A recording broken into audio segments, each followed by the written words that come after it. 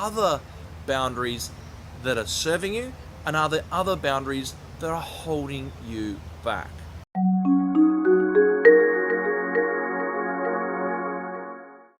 Hey guys, Matthew Tait from Fork in the Road, your channel for transformation, and today I'm into the book again, our old friend Steve Andreas and Transforming Yourself. So in this book, fantastic book, and we're going to explore boundaries in your self-concept. What am I talking about? Well, these are the boundaries we all have in our life. These are the boundaries that keep us safe, the boundaries that protect our energy, our time. We let certain people in, we push certain people out.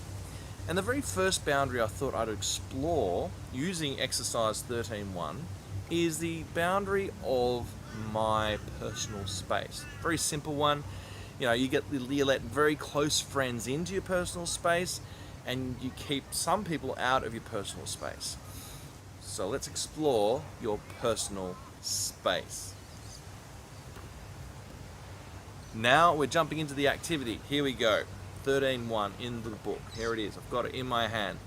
And the first part of it is exploring your external boundaries. So for me, I'm exploring my external boundary of space. The external boundary of space.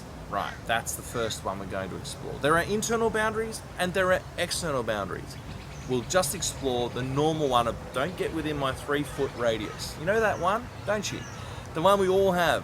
When someone gets inside that space, we say, oh, back, back, back. Don't you get near me. You know, that's what we do.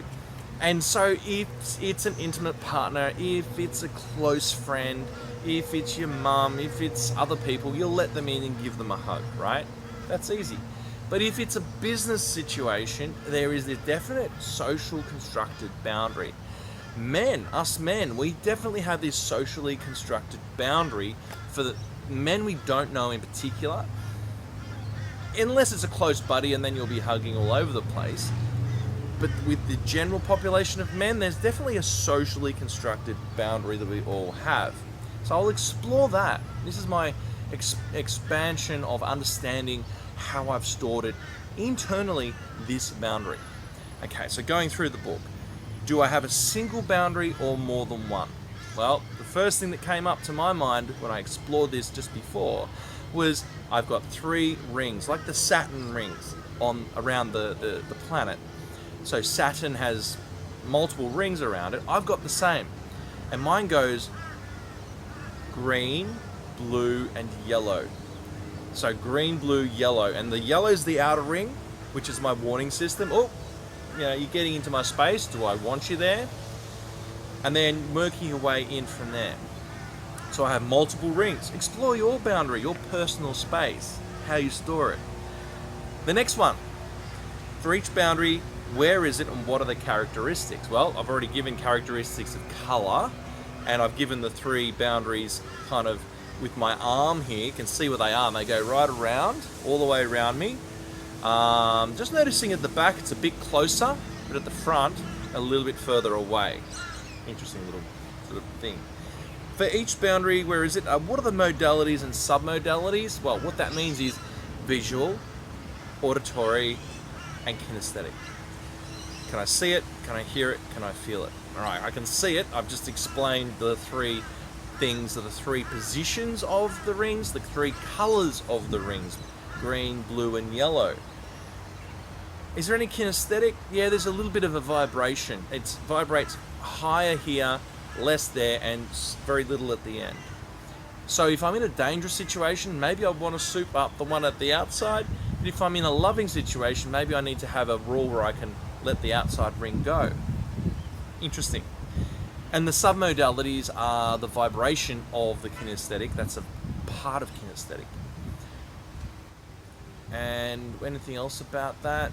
What about auditory? There's a little bit of sound, a little bit of a kind of a sound to it in my head. So a little bit of auditory, and it gets less sound as it goes out. So that's interesting. I don't know where's all that coming from.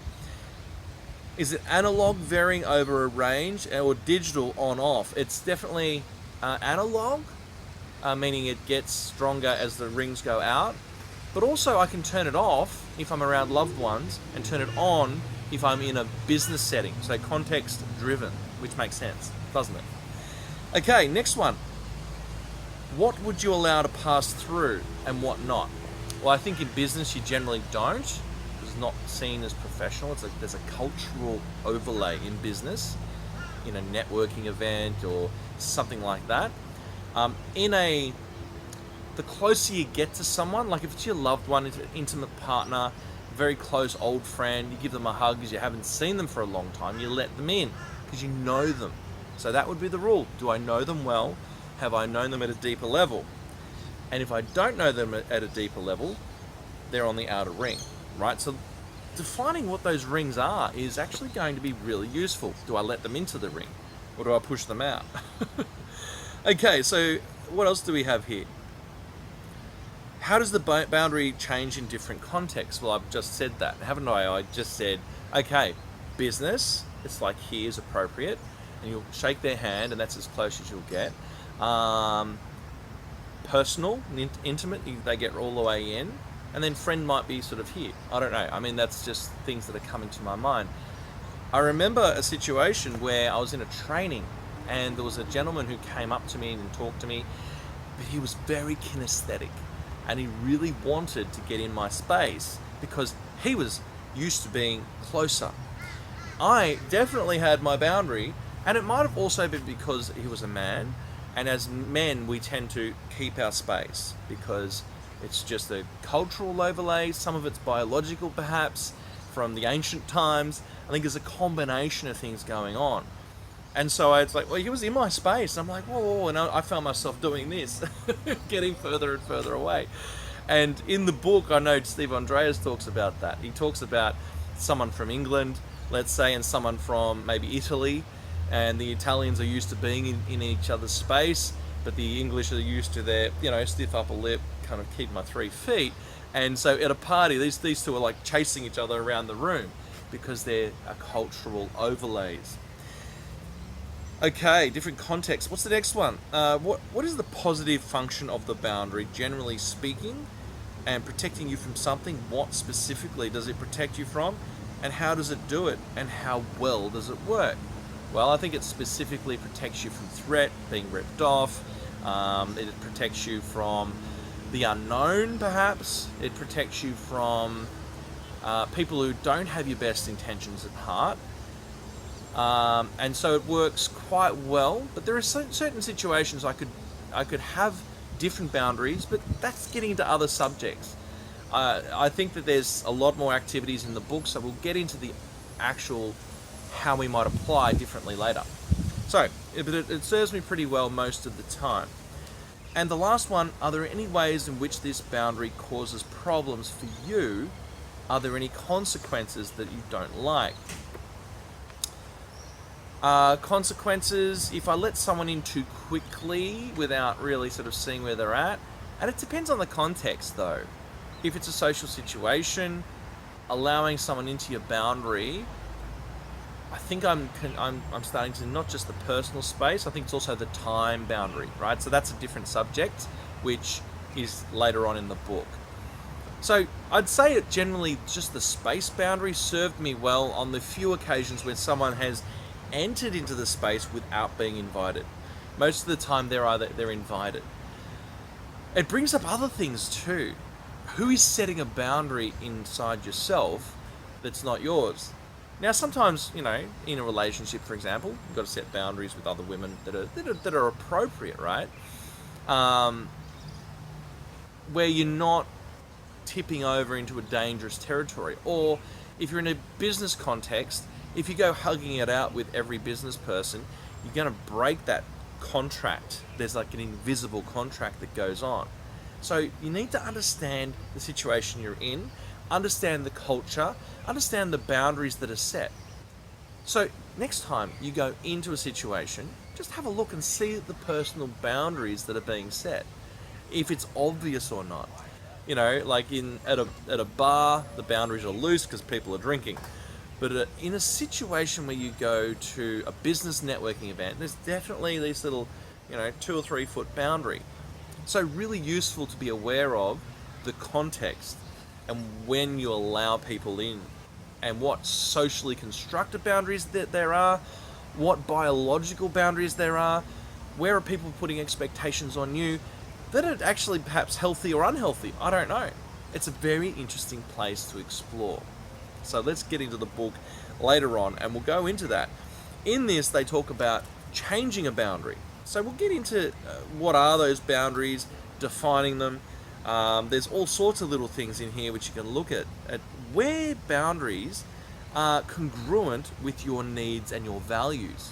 It's very interesting. Like, is the boundary actually, have you set it, like there was an example I read in the book where the lady had, when she was younger, she'd set boundaries that were really rigid. Physical boundaries, physical barriers. And it was like an armadillo skin, she said, like an iron plate around her. And she said, but I'm not letting people into my life. And so I'm very lonely, right? So it didn't serve her. So in that situation, she basically pushed it a little bit further away, and the armadillo skin iron kind of curtain kind of became porous, and she could let people in from further away, and they didn't have to bounce off, and so she could have more people in her world. Just exploring her internal representation of that boundary. So fascinating stuff. I love the book. So much more in here. And so here's my question to you. What's an external boundary you've set for yourself? I've just explored my personal space boundary. But are there other boundaries that are serving you? And are there other boundaries that are holding you back? It's a good question, isn't it? So exploring the boundaries, how they're serving you. Are they giving you what's important to you? Are you getting connection? Are you being kept safe? It's a balancing act. It's not all or nothing. It's a exploration to allow people in at appropriate levels. If you've had trauma in your life, you may have a big boundary up against, let's say, if a female's had a bad experience with men, you might have a big barrier up for men. Or if you're a male who's had a bad experience with females, you might have a big barrier up for females, because trauma is inside. So to be aware of that's really handy, and just to test as to whether that's appropriate or not. And also, there might be an opportunity to go and do some healing. It might be an opportunity to come to someone like myself, like a coach, a mindset coach, an NLP coach, an Ericksonian hypnotherapist, self-directed healer. Pick your source, I don't care what it is, but you can really explore that world. So, there you go. Matt Tait, Fork in the Road, YouTube channel, your channel for transformation.